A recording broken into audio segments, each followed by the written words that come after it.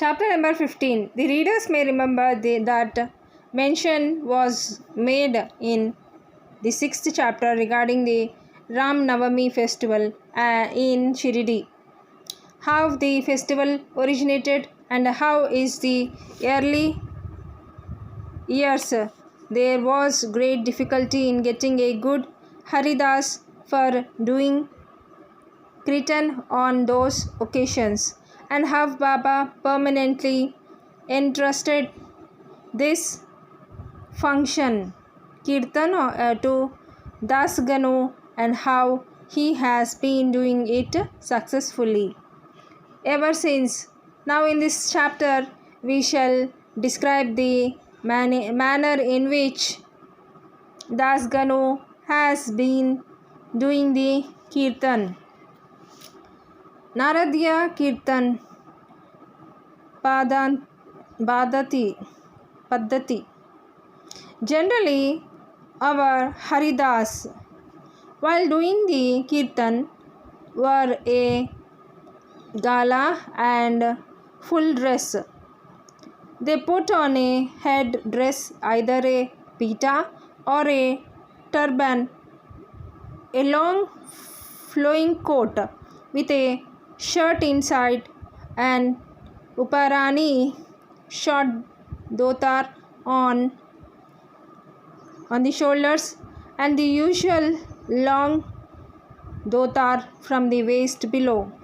After dressing himself in this fashion for some kirtan in the Shirdi village, Das Ganu once went to Baba for prostrating before him. Baba asked him, "Well, bridegrooming, where are you going dressed so beautifully like this?"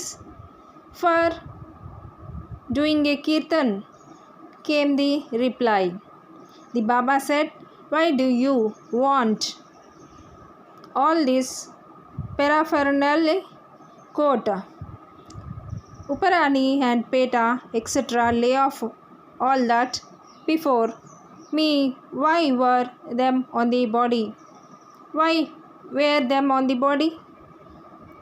Das Ganu immediately took them off and placed them at Baba's feet. Thenceforth, Das Ganu never wore upwards. A pair of chiplis was in his hand and a garland round his neck. He always wore from waist upwards. This is not in consonance with the practice generally followed by all the Haridas, but this is the best and the purest method. The sage Narada, from whom the kirtan Paddhati originated, wore nothing on his torso and head. He carried a veena in his hand and wandered from place to place, singing the glory of the Lord. Mr. Cholkar's sugarless tea. Initially, Baba was known in Pune and Ahmednagar district, but Nana Sahib Chandodkar by his word of mouth, and Das Ganu by his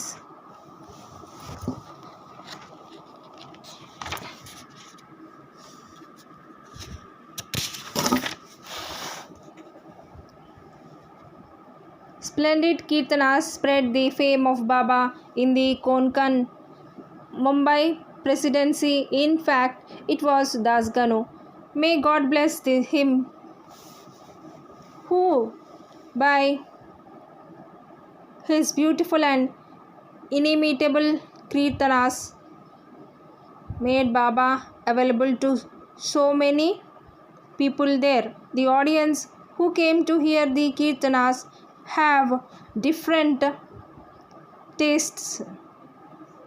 Some like the erudition or learning of the Haridas, some his gestures, some his songs, singing, some his wit and humor, some his preliminary dissertation on Vedanta, and some his main theme, and so no. But among them there are very few who by hearing the Kirtan get faith and devotion or love for God or saints. The effect of the hearing Das Ganu's Kirtan on the minds of audience was, however, electric as it were. We give an instance here. Das Ganu was once doing his Kirtan and singing the glory of Sai Baba in the Ponishwar temple in Thana. One Mr. Cholkar, a poor man serving as a temporary employee in the civil court in Thana, was amongst the audience. He heard Das Ganu's Kirtan most attentively and was much moved. He there and then mentally bowed and vowed to the Baba, saying, Baba, I am a poor man, unable to support my family. If by your grace I pass the departmental examination and get a permanent post, I shall go to the Shirdi, fall at your feet and distribute sugar candy in your name. As luck would have it, Mr. Cholkar did pass the examination and did get the permanent post, and now it remained for him to fulfill his vow.